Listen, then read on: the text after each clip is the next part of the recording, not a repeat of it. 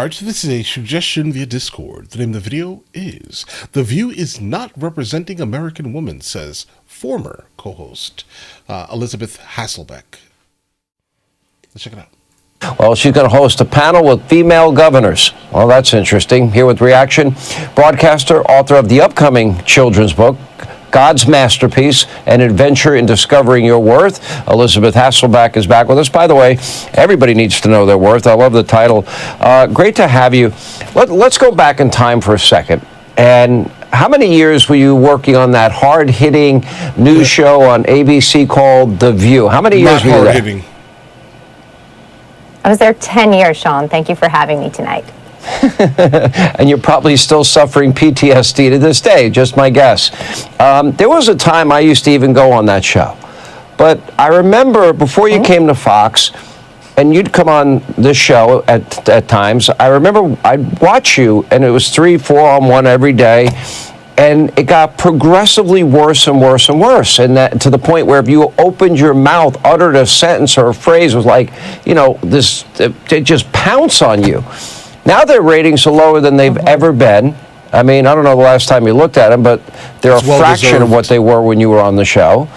And I think it's in large part because they've gone so hard left.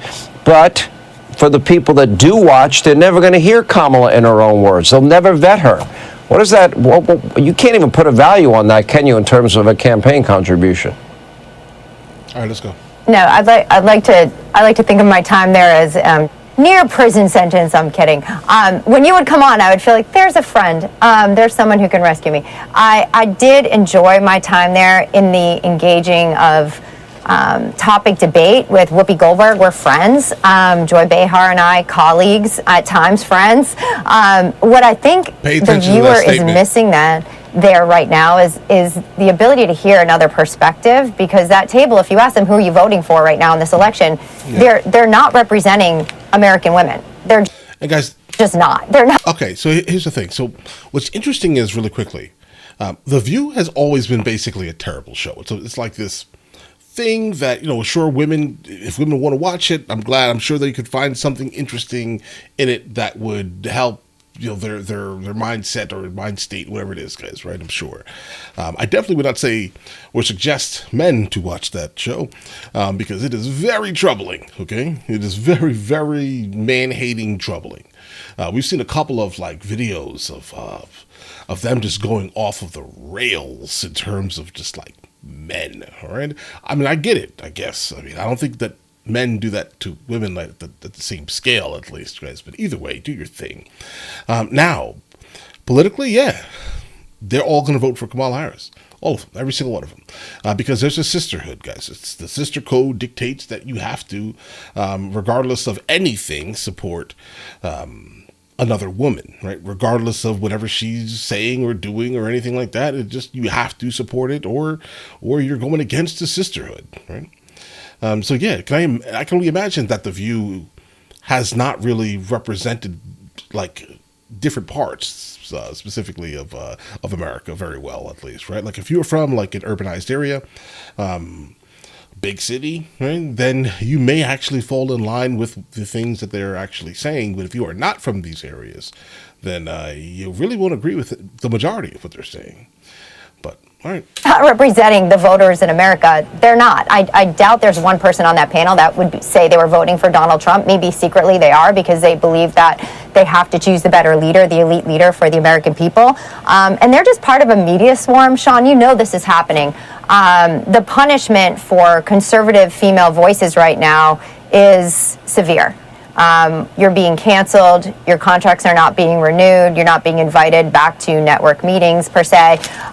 There's a big punishment there because they want their mission to be put forward only. And the latest tactic of the media, and really everyone has to stay awake, is that they want to convince American voters that relatability is the equivalent of ability. And it's not. You just talked about Kamala Harris supposedly eating a bag of Doritos, so emotionally charged after hearing this. That's the commander-in-chief, potentially.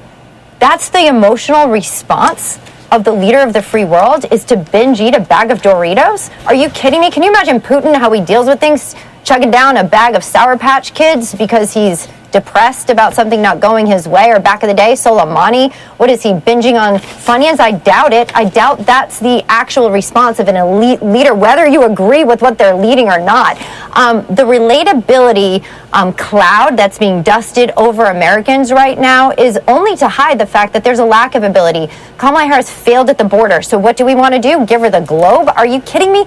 I am just shocked. I think this is, aside from politics, if you just go on your aptitude, we have a big problem here, and it's scary that she hasn't spoken and had to answer any questions from adversaries in 30 days. She was slotted in the most, like, I think, unnerving moment for our democracy, and then now is denying that she's part of the Biden economic program. So she wants to separate herself. Her only platform right now, and everyone's like, get to know Kamala, get to know Kamala.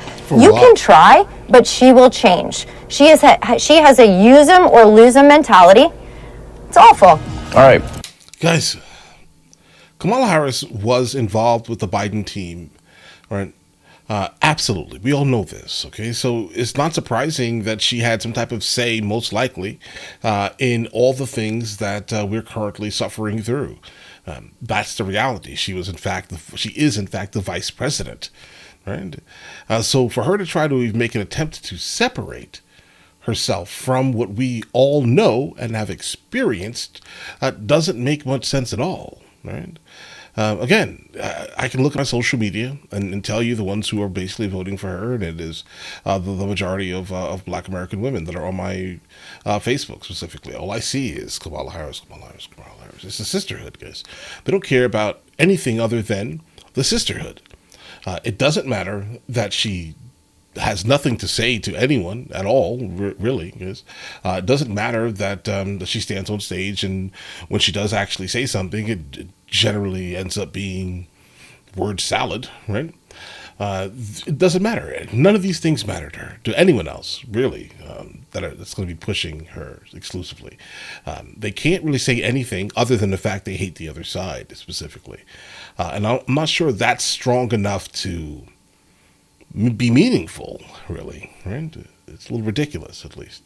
My opinion, obviously. But all right, listen, guys, let me know in the comments what I should be checking out next, guys. All right. I'll catch you guys later. Guys, before we go, are you guys subscribed to the other channels? Logical Movie Reviews with Mr. L. Boyd, along with Mr. L. Boyd Music. Both are found in the description. Check it out.